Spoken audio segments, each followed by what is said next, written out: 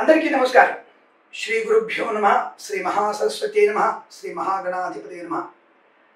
ముఖ్యంగా ఈ మధ్య ఒక మిత్రుడు అడిగిన ప్రశ్నకి సమాధానం, గురుగారు ఈ అప్పులు చాలా అవుతున్నాయి స్వామి, అప్పుల బాధ నుంచి ఎలా విముక్తి కలగాలి, అసలు దానికి ఏమైనా మార్గం ఉందా? చాలామంది చాలా చెప్తుంటారు, సులువైన మార్గం కావాలి మాకు అని అడుగుతూ ఉంటారు. నేను కొన్ని విషయాలు చెప్పినప్పుడు అందరికీ ఆశ్చర్యం కలగవచ్చు. నేనేమి నిమ్మకాయ చేతులు పెట్టుకొని కిటికీలో చేతి బయట పెట్టండి మీకు కోటి రూపాయలు వస్తాయని చెప్పేవాడిని కాదు. శ్రమ ఏవ జయతే, శ్రమను నమ్ముకుంటే తప్పకుండా మనకు అనుగ్రహం ఉంటుంది. శ్రమను నమ్ముకోవడం వల్ల భగవంతుని అనుగ్రహంతో శ్రమాధిక్యత పొందుకుంటాం, శ్రమను అభివృద్ధి చేసుకుంటాం, దానివల్ల లాభాలు పొందుకునే అవకాశం, శత్రువును కూడా మనం తెచ్చుకునే అవకాశం ఉంటుంది. శ్రమ చేస్తూ భగవంతుని నమ్మకంతో ముందడుగు వేయాలి తప్ప ఏదో మనం పని చేస్తున్నామండి, పని చేస్తున్నారు, నిబద్ధత ఏది, దాని మీద మనకి ఒక భక్తి ఏది, పని మీద భక్తి ఏది, పనిలో భగవంతుని చూసే విధానం ఏది, వ్యాపారం మీద నమ్మకం ఏది, సంశయంతో చేసేటువంటి ఏ పనైనా మనకి నష్టాన్ని కలిగిస్తుంది. అప్పులు చేసే ముందే ప్రమాదాన్ని మనం ముందుగా పసిగట్టాలి. ఈ అప్పు తీసుకుంటున్నాం, ఇది ఎప్పుడో తీరకపోతే మనకి ప్రమాదం కలిగిన విషయాన్ని, దాన్నే మనకి ఇంగ్లీష్ భాష చెప్తారు ఎక్స్పెండిచర్ మీద డిసిప్లిన్, అంటే ఖర్చు మీద మనకి నియంత్రణ బాగా ఉండాలి. అంటే ఎకనామికల్ డిసిప్లిన్ అనేది మనకి చాలా ఇంపార్టెంట్. ఏ పని చేస్తున్నాము దాని యొక్క నియంత్రణ, దాని మీద భక్తి, దాని మీద విశ్వాసం అనేది ఉన్నప్పుడు మనకి లాభం కలుగుతుంది. సరే అప్పులు చేశామండి, ఇప్పుడు తీర్చుకోవడం ఎలా, దానికి ఉపాయం చెప్పండి అని అడిగితే నా దగ్గర చిన్న ఉపాయం ఉందండి. తప్పకుండా మీరు అటువంటి పాటించండి, మీకు అనుకూలమైన శుభ ఫలితాలు కలిగే అవకాశం ఉంటుంది. మీరు ఎక్కడైనా సరే దేవాలయానికి వెళ్ళి, అంటే ముఖ్యంగా నాకు కావాల్సింది రావి చెట్టు ఉన్నటువంటి దేవాలయం. రావి చెట్టు ఉన్నటువంటి దేవాలయం దగ్గరికి వెళ్ళి మీరు వెళ్తున్నప్పుడే కాస్త పట్టిక బెల్లము తీసుకెళ్ళండి, అంటే చక్కెర పలుకులు అంటారు వాటిని, అవి తీసుకెళ్ళండి. తీసుకువెళ్ళి భగవంతుని దగ్గర పూజ చేయండి. భగవంతునికి అక్కడ అర్చన, అభిషేకము, లేదా నమస్కారం చేసుకోవడము, ప్రదక్షిణ చేసుకోవడము అయిపోయిన తర్వాత ఒక 5 నిమిషాలు అక్కడ కూర్చొని భగవంతునితో, అమ్మవారితో మాట్లాడండి. మాట్లాడిన తర్వాత, అంటే మాట్లాడడం అంటే ఏమిటి, మనసుతోనే, భగవంతుడా నాకు ఇటువంటి సమస్యలు వస్తున్నాయి, ఈ సమస్యల నుంచి నేను అధిగమించడానికి, ఈ సమస్యల నుంచి నేను అనుకూలంగా మారడానికి, నా వ్యాపారం బాగా కలగడానికి ఏదైనా నువ్వు శక్తిని ఇవ్వు నాకు, నువ్వు ఇచ్చినటువంటి అనుగ్రహంతో శక్తిని పొందుకొని నేను ఇంకా దాన్ని వృద్ధి చేసుకునే వ్యాపారాన్ని ఇంకా బాగా చూసుకుంటాను నమ్మకంతో ఆ భగవంతుడితో, అమ్మవారితో మాట్లాడండి. తదుపరి మనం జేబులో పట్టిక బెల్లం తీసుకెళ్ళాం కదా, ఆ పట్టిక బెల్లాన్ని వీలైతే నైవేద్యం పెట్టి ఇమ్మని చెప్పండి. తీసుకున్న తర్వాత రావి చెట్టు ఆకులు రాలి ఉంటాయి, అక్కడ రాలేకపోతే ఒక రావి ఆకు తెంపుకొని ఆ రావి ఆకులో ఈ యొక్క పట్టిక బెల్లాన్ని తీసుకొని రావి చెట్టు మొదట్లో పెట్టండి, తప్పకుండా పెట్టండి. ఇలా ఎప్పుడు చేయాలి? సోమవారము, బుధవారము, శనివారం. సోమవారం, బుధవారం, శనివారం మీరు తప్పకుండా ఈ పట్టిక బెల్లాన్ని ఆ దేవాలయానికి వెళ్ళి ఆ రావి ఆకులో పట్టిక బెల్లాన్ని కొద్దిగానే ఒక 10 పలుకులు ఆ పట్టిక బెల్లం పెట్టేసి ఆ రావి చెట్టుకి విష్ణుమూర్తి అవతారంగా నమస్కారం చేసుకొని ఆయన నివేదన చేసేసి రండి మీరు. మరి ఆ ప్రసాదం అక్కడ పెట్టి నైవేద్యం ఏమవుతుంది, చీమలకి ఆహారంగా కలుగుతుంది. చీమలకి ఆహారంగా పెట్టి ఖచ్చితంగా చీమలు తింటాయి వాటి, ఎటువంటి దాంట్లో సంశయం అక్కర్లేదు. ఆ చీమలు తినడం వల్ల మనకి ఈ నెగిటివ్ ఎనర్జీ, ఏదైతే ఆర్థికపరమైనటువంటి నష్టాలు పొందుకుంటున్నామో దాని నుంచి ఒక్కొక్క పలుకుగా వెళ్తున్నప్పుడు ఒక్కొక్క ఉపాయం మీకు తటిస్తుంది. ఆ ఒక్కొక్క ఉపాయంతో మీరు వ్యాపారాన్ని వృద్ధి చేసుకునే ప్రయత్నం. భగవంతుడు అక్కడ మనకి బుద్ధిని వికాసం కలిగిస్తాడు. అంటే మంచి బుద్ధి వికాసం కలిగి ఈ వ్యాపారం ఇలా చేస్తున్నాను, ఇది కాదనుకుంటాను, నేను ఇంకో రకంగా చేసుకోవాలి, నేను ఇటువంటి నియమాలు పెట్టుకోవాలి, ఇటువంటి నేను అరువు ఇవ్వకూడదు, అంటే ముద్ర ఇవ్వకూడదు అనే భావన.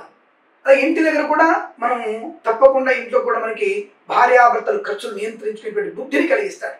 భార్య ఏం ఖర్చు పెడుతుంది, భర్త ఏం ఖర్చు పెట్టాలి, పిల్లలకి ఎటువంటి ఫీజులు కట్టాలి, ఏ టైంలో మనం జాగ్రత్తలు పాటించాలి అనేటువంటి బుద్ధి వికాసాన్ని కలిగిస్తుంది ఈ యొక్క నివేదన చేయడం వల్ల. రావి చెట్టు మొదట్లో మనము నివేదన, ఈ యొక్క పలుకులు పెట్టడం వల్ల మనకి తప్పకుండా ఈ యొక్క డిసిప్లిన్, ఎకనామికల్ డిసిప్లిన్ ఏర్పడుతుంది.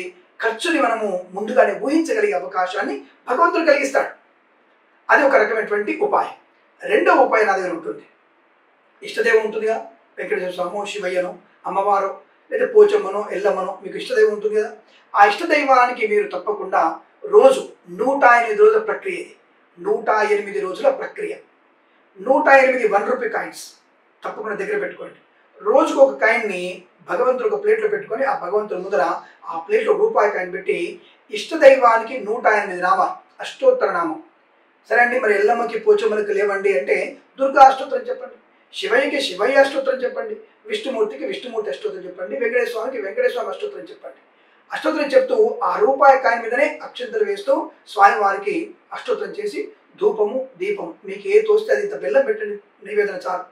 ధూపము దీపము నైవేద్యం మంగళహారతి ఇచ్చేసి నమస్కారం చేసుకోండి. స్వామి నా వ్యాపారం బాగా ఉండాలి, నా ఇంట్లో ఖర్చులు నేను భరించగలిగే స్థాయి ఉండాలి, తప్పకుండా నేను శ్రమ పడతాను, శ్రమ తగినటువంటి ఫలితం నాకు కావాలని ఆ 1 రూపీ కాయిన్కి మీరు పూజ చేయాలి. రెండవ రోజు రెండవ కాయిన్, మూడవ రోజు మూడవ కాయిన్, ఇలా 108 రోజులు మనం చేసినట్టయితే తప్పకుండా మనకి ఆ భగవంతుని అనుగ్రహంతో మీకు అనుకున్నటువంటి వ్యాపార వృద్ధి కానీ, అనుకున్నటువంటి కుటుంబంలో ఆర్థికమైనటువంటి సౌలభ్యం కానీ తప్పకుండా పొందుకునే అవకాశం ఉంది.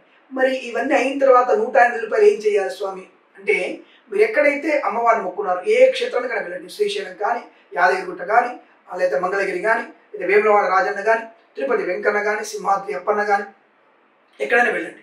ఆ 108 రూపాయల్ని ఆ స్వామి వారికి అక్కడ చూపించి, స్వామి ఇగో నేను చేసేటువంటి ఒక పుణ్య పూజ అనేది నీకు సమర్పణ చేస్తానని చెప్పేసి 108 రూపాయల్లో తప్పకుండా 105 రూపాయలు అందులో వేసేసేయండి, హుండీలో కానీ వేసేసేయండి.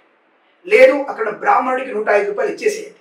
3 రూపాయలు ఆ బ్రాహ్మణ చేతి నుంచి తీసుకోండి, మళ్ళీ మీరు 105 రూపాయలు బ్రాహ్మణ తీసుకోండి. హుండీలో వేసినట్టయితే 105 రూపాయలు వేసి 3 రూపాయలు తెచ్చుకోండి.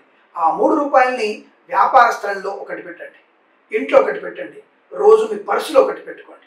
ఇది తప్పనిసరిగా మీకు అనుకూలవంతమైనటువంటి ఆర్థికపరమైన అభివృద్ధిని కలిగిస్తుంది.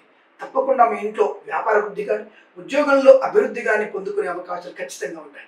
ఈ 108 రోజుల పుణ్యబలం మనకి విశేషమైనటువంటి కోట్ల రూపాయల ధనాన్ని మనకి తప్పకుండా ఇవ్వడానికి అవకాశం ఉంటుంది. ఏంటి తెరగా వచ్చేస్తాయా? రావు.